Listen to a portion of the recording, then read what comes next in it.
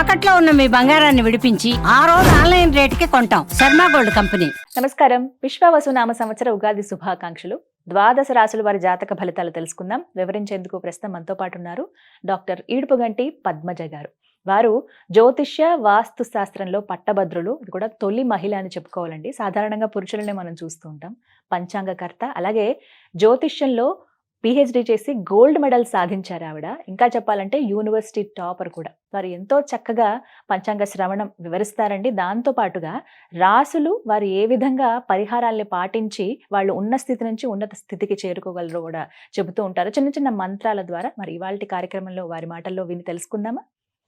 నమస్కారం అమ్మా. నమస్కారం. ఈ విశ్వావసు నామ సంవత్సరంలో తులారాశి వారి జాతక ఫలితాలు ఏ విధంగా ఉన్నాయో తెలియజేస్తారమ్మా? తులారాశిలోకి వచ్చే నక్షత్రాలని ప్రధానంగా తీసుకుందాము. చిత్త 3, 4, స్వాతి 1, 2, 3, 4, విశాఖ 1, 2, 3 పాదాలు. ఈ 9 పాదాలు 3 నక్షత్రాలు కలిపి మనం ఈ యొక్క తులారాశి కిందకి తీసుకుంటాము.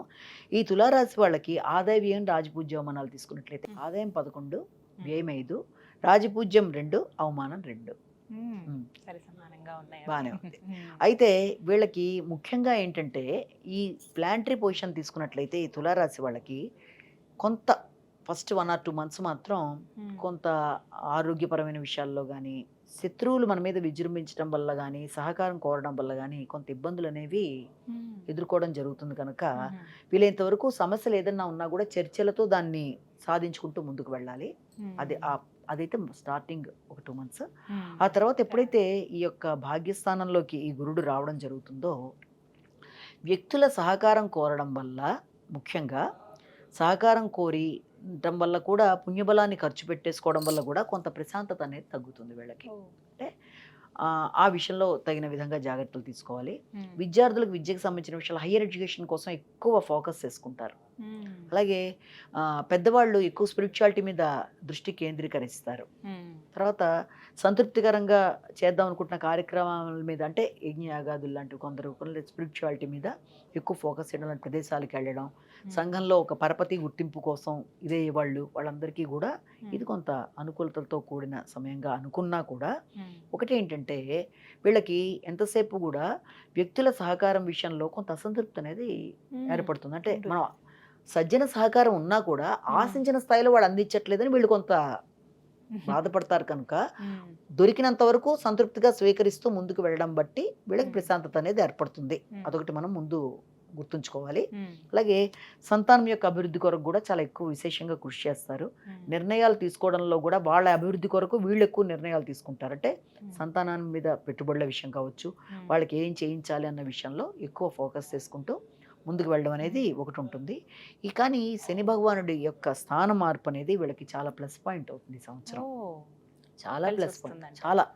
ఆ ప్లస్ పాయింట్ వల్ల ఏమవుతుందంటే ఇప్పటిదాకా ఉండే రుణాలు ఏదైనా ఉంటే తీర్చేస్తారు, శత్రువుల మీద విజయాన్ని సాధిస్తారు. అలాగే ఆరోగ్యం కూడా వాళ్ళకి ఇదివరకటి కంటే కూడా అనుకూలంగా ఉంటుంది. రోగనిరోధక శక్తి పెరుగుతుంది. అంటే అంతా కూడా కరెక్ట్ ప్రణాళికతో పెట్టుకొని ముందుకు వెళ్ళడానికి వీళ్ళకి అన్ని విధాల అనుకూలత అనేది ఏర్పడుతుంది. ఖర్చులనే ఉంటాయి, ఆకస్మిక ఖర్చులు ఉంటాయి, కానీ వాటికి ఒక కారణం కూడా చూపించుకోగలుగుతారు. అనవసర ఖర్చుగా అవ్వదు అది. దానికి ఖర్చు అధికంగా ఉంటుంది, కానీ కారణాలు చూపించగలరు. రావాల్సినవి ఏమన్నా ఉన్నా కూడా వస్తాయి వాళ్ళకి. ఆర్థిక సంబంధమైన విషయాల్లో రావాల్సినవి ఏమన్నా ఉన్నా కూడా, అక్కడన్నా ఆగినవి ఏమన్నా ఉన్నా రావడం అనేది. అలాగే ఇంకొక విషయం కూడా ఏంటంటే వీళ్ళకి పెట్టుబడులు పెట్టడానికి, దీర్ఘకాలిక పెట్టుబడులు కావచ్చు, ఆల్రెడీ పెట్టిన వాటి మీద కానీ ఇన్కమ్స్ కానీ వాటికి సంబంధించి కూడా ఏదైనా రావాల్సినవి ఏమైనా ఉంటే వాటికి సంబంధించి బాగుంటుంది. ఎవరన్నా మోసం చేయడానికి ప్రయత్నం చేసినా కూడా దాన్ని వీళ్ళు అధిగమించగలుగుతారు, చేయడానికి చేసే ప్రయత్నాలను అధిగమిస్తారు. కానీ ముఖ్యంగా ఏంటంటే మాత్రం వ్యక్తుల సహకారం మాత్రం వీళ్ళకి ఆశించిన స్థాయిలో లభించలేదు అన్న బాధ మాత్రం వీళ్ళకి ఉంటుంది. అంటే ఇంకా బాగా చేయొచ్చు వాళ్ళని వీళ్ళు అనుకోవడం, కింద సిబ్బంది సహకారం అంత స్థాయిలో వీళ్ళకి లభించడం తక్కువ అన్నది ఒకటి మాత్రం. దాన్ని అధిగమించేట్టుగా మనం శ్లోకాలు చేసుకోవచ్చు.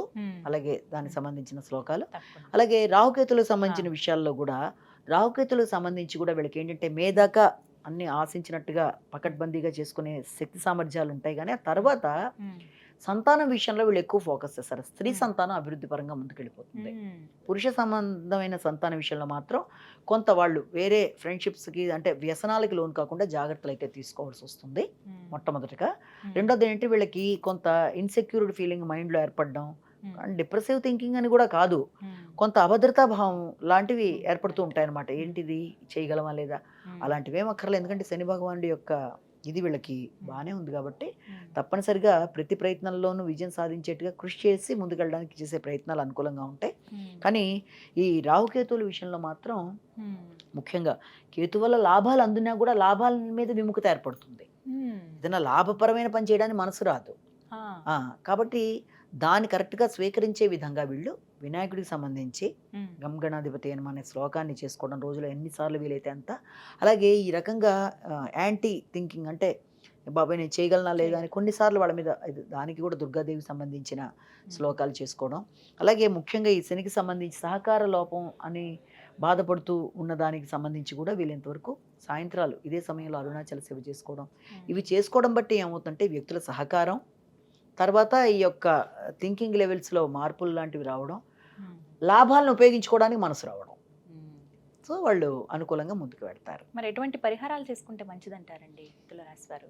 ఈ రాశి వాళ్ళు చేసుకునే పరిహారాల్లో ముఖ్యంగా గణేశుడికి సంబంధించి, ఎందుకంటే లాభాన్ని ఉపయోగించుకోవడానికి, అలాగే దుర్గాదేవికి సంబంధించి ఆలోచన విధానంలో మార్పు అంటే యాంటీ థింకింగ్ లేకుండా వైరుధ్యాలు రాకుండా ఉండడానికి, తర్వాత పురుష సంతానం అభివృద్ధి పరంగా ముందుకెళ్ళడానికి దుర్గాదేవికి సంబంధించిన వేదన పూజా విధానం కానీ శ్లోకాలు పారాయణ చేయడం కానీ అవి అనుకూలంగానే ఉంటాయి. అలాగే శనికి సంబంధించి మాత్రం సహకార లోపం అని బాధపడుతున్నందుకు, వ్యక్తుల సహకారం ఆశించిన స్థాయిలో లేదు అని బాధపడుతున్నందుకు ఏదైనా శనికి సంబంధించిన విషయంలో ఏదైనా నువ్వులతో పూజ చేసుకోవడం శివుడికి, లేదా ఆల్రెడీ వాళ్ళు రకరకాల విధానాల్లో శనికి సంబంధించిన పూజా విధానాలు, లేకపోతే వెంకటేశ్వర దీపారాధన, లేకపోతే పెద్దలకు ఏదైనా పెద్దవాళ్ళు ఎవరికన్నా పండు ఫలం లాంటిది ఇచ్చి వాళ్ళతో కొంత సమయాన్ని, ఇంట్లో ఉండే వృద్ధులతే సమయాన్ని వాళ్ళతో గడపడం, ఇవన్నీ కూడా మంచి మంచి పరిహారాలే. చక్కగా వివరించారండి. ధన్యవాదాలు. నమస్కారం.